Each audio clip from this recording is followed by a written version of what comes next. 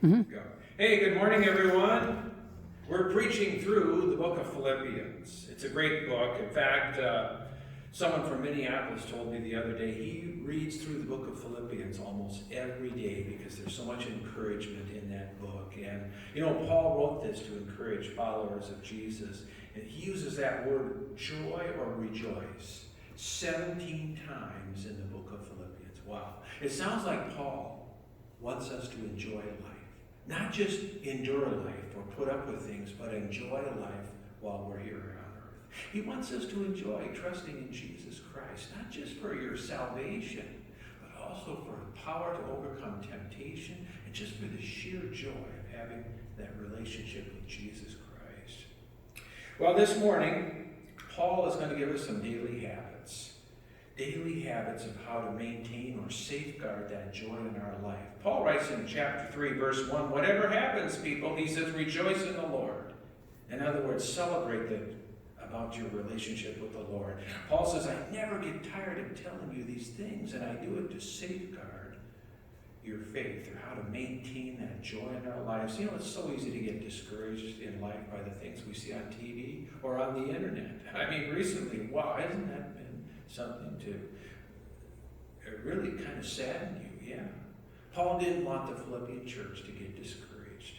Remember that Jesus never promised, though, that we'd have an easy life as his followers. Jesus said in John 16, verse 33, I've told you these things so that in me, you may have peace.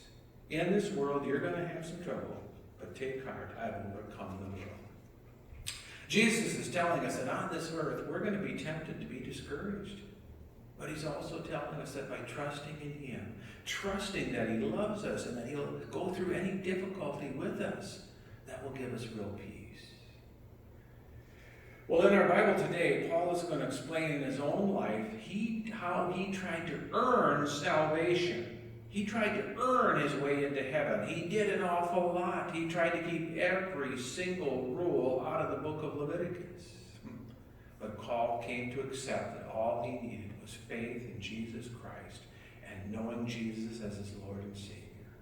You know, during that time in history that Paul was writing, this was about 2,000 years ago, there was a lot of influence in Greek thought going around the world. And believe it or not, that ancient Greek thought is still alive today. There were the Epicureans. They said basically, eat, drink, and be merry. There's no tomorrow. When you're dead, you're dead. There's nothing beyond this life. So live it up. Live by your feelings. If it feels good, do it. The heck with the consequences. Just do what you feel. And then there were the Stoics. They were much like maybe the Buddhists. They weren't a very joyful bunch, but they sought peace in their life. And they sought peace by not wanting anything that would give them pleasure. Anything that would give them pleasure, they didn't want that. They denied all kinds of pleasure. So he had two opposites of thoughts going on. But Paul wanted followers of Christ to have more joy in their life, and he was going to give us 5 habits that we can do on a daily basis. And by the way, Jesus does want us to have his kind of joy in life. He told the disciples in John chapter 15, verse 11, he says, I've told you these things so that you will be filled with my joy. My joy, yes, and then your joy will overflow. And then in John 17, verse 13, he even prays for us. Did you know that? He prayed to God that God might give followers of Jesus more joy in their lives. Well, before Paul came to trust completely in Jesus Christ for his salvation, Paul was wealthy in terms of his pedigree. Paul thought he had earned his way to heaven. After all, he was a good Jew. He had the best Jewish connection, the best Jewish education you could find. He had all the right connections. He even wanted people dead who didn't agree with his Jewish theology. But after he met Jesus on the road to Damascus, you can read about that in Acts chapter 9, things changed for the Apostle Paul. All that he once valued so important, he considered rubbish. In fact, the word translated garbage in Philippians 3, verse 8, is the Greek word skabala. And translators have been very careful in translating that word. They didn't want to offend people. But it literally means horse manure or cow manure or sheep dung.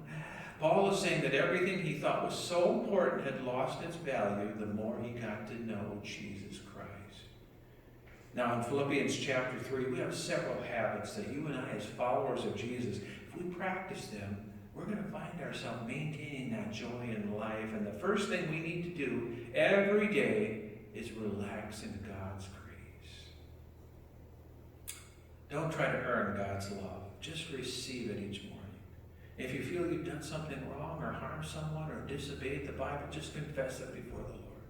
People have a tendency to forget about the grace of God given through faith in Jesus. Too often people will trust in the fact that they're a Lutheran or a Baptist or a Catholic or a Congregationalist, or they're somewhat moral person. They don't rob banks, they don't murder anybody, and so somehow they figure they deserve to go to heaven because of that. And Romans chapters 1, 2, and 3 tell us that no one deserves to go to heaven.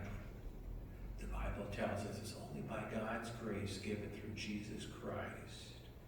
Let me explain the difference between religion and a relationship. Religion is what you do for God.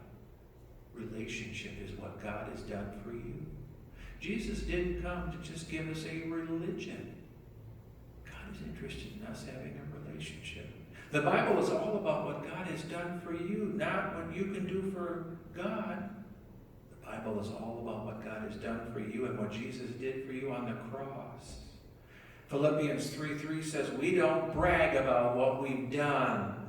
We can't work our way into heaven. It's only by God's grace given through Jesus Christ that we can get there. We need to relax in God's grace.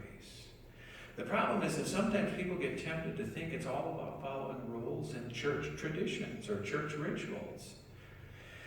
In other words, if I just keep the 10 Commandments, then God has to let me into heaven. If I can just be successful at keeping all 10 of them. But Romans 5:20, an interesting verse of the Bible, it tells us the 10 Commandments. The 10 Commandments, the reason they were given is so that all of us could see the extent of our failure to obey God's laws.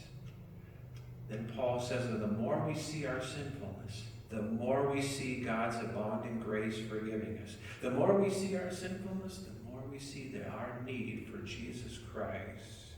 So what we want to do is wake up in the morning and go, Lord, I just want to remind myself that I'm forgiven. What a great way to start a day. You know, in verse 7 of chapter 3, we get a second daily habit. It's this. Remember what matters the most. When I get up in the morning, I need to remind myself what counts and what doesn't count. It really doesn't matter if I have won the football game or not. It's so easy to lose our joy over some things usually that are so small. Somebody cuts you off in the middle of the road when you're trying to make a left-hand turn and they won't let you turn. You could lose your joy real quick. It's the little things. Paul says we need to remember what matters the most. In verse 7, he says, Christ has shown me what I once thought was valuable is now worthless. And verse 8, nothing is as wonderful as knowing Jesus Christ as my Lord. Paul is saying all the things he used to think were so important. Looking good, trying to impress people, being better than someone else, being smarter than other people. It's just not as important anymore because it's not going to matter in the long scheme of things. How good you look or how impressive you are to people or that you're smarter than someone else down the street. It doesn't matter in the long scheme of things. So the second habit, every day remember what matters the most. Verse 8, he says it again. Nothing is as wonderful as knowing Jesus Christ as my Lord.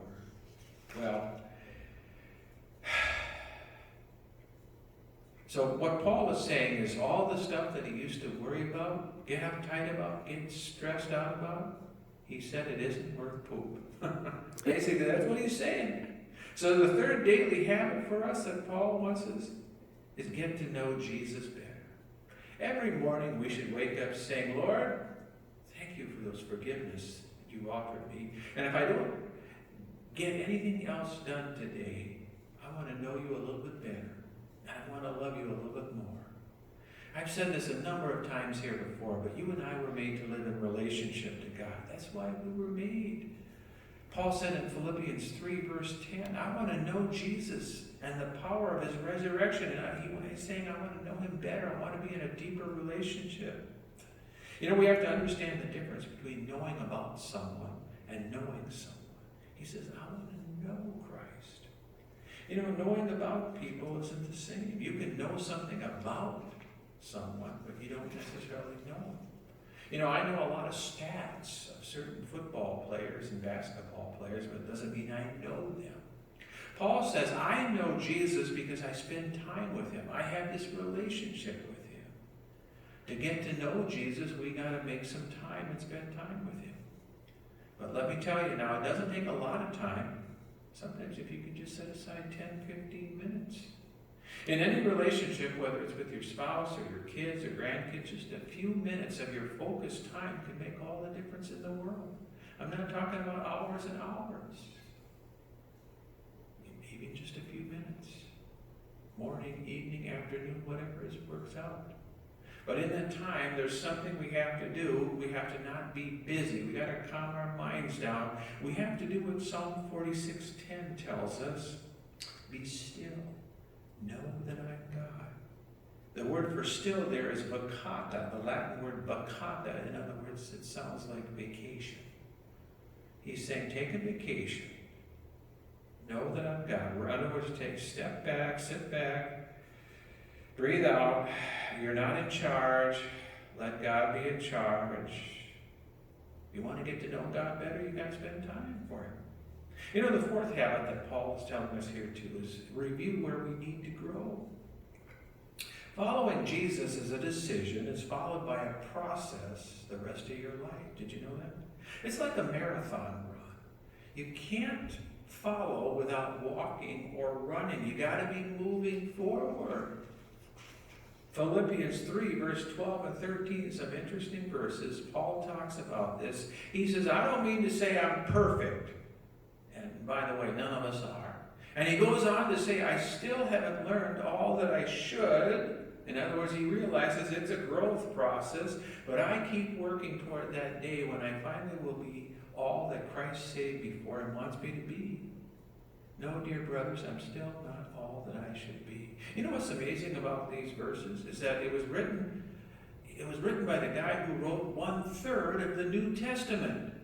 He's saying, he's an incredibly mature person, but he's saying he hasn't arrived yet. He doesn't know it all. He's saying he's got to keep on growing. It's so fascinating. You think he could have sat back and said, hey, I've written about 1/3 of the New Testament. He's old in life, but very mature, but he says, I got to keep on growing. Interesting. Hey, here's another habit. Every day, forget what can't be changed and focus on the future. I don't know if we can see that there, but it should be focused on the future. I guess I left out a word there. But that's what you want to focus on, the future. Forget what you can't change and focus on the future. Don't worry about the past if you can't change it. Joy requires letting go and learning to forget. Here's what Paul says in verses 13 and 14. He says, I'm going to focus all my energies on this one thing. He says, I'm going to forget the past and look forward to what lies ahead. I strain to reach the end of the race and receive the prize for which God, through Jesus Christ, is calling us up to heaven. I like the story of a handicapped young man, 10-year-old by the name of Dak Axel. That's his real name, Dak. But anyway, in October of 1984, they held this marathon race in Richmond, Virginia. 830 runners started the race, and they would run for 26.2 miles. You know, in about 3 hours, the winner crossed the finish line, and only a handful of people knew that this 10-year-old boy, Dak, was still running. You know what's so interesting about Dak, though, is that his run was more of a shuffle. You see, Dak was born with what's called spina bifida. The doctor said he would never walk if he lived at all. But he learned how to walk with heavy leg braces and crutches. And somehow he developed a love for running, and he entered the toughest race of all. So as he swung those leg braces down the road of the marathon, more and more people heard he was still running. Twice near the end, he had to stop to change gloves and re-wrap the gauze around his forearms. Each time he got up to race again. finally he came to the finish. It took Dak 11 hours and 10 minutes to get across that finish line. All the officials, the helpers, and those who had run the race had gone home. But as Dak neared the finish line, word spread like wildfire. Officials found the finish line and they put it up again. And more than 1,000 people cheered wildly as Dak pressed on. And many people just wept when he finally finished his marathon. You know, what's interesting about that race, more than half of the runners with good legs couldn't even finish the race. But Dak became the biggest winner of the day simply because he kept moving forward. He kept pressing on toward the goal. It didn't matter that his time was slow. It mattered only that he finished. And that's what Paul is saying here. He's saying life can be tough, but joy comes in that personal relationship with Jesus Christ, going through the race of life with Jesus Christ. We put our focus on him. Paul is saying that's where Paul found his joy in that relationship with Jesus Christ. And you know what? God wants us to have that same joy of getting to know him better and better and having that relationship with him. Thank you.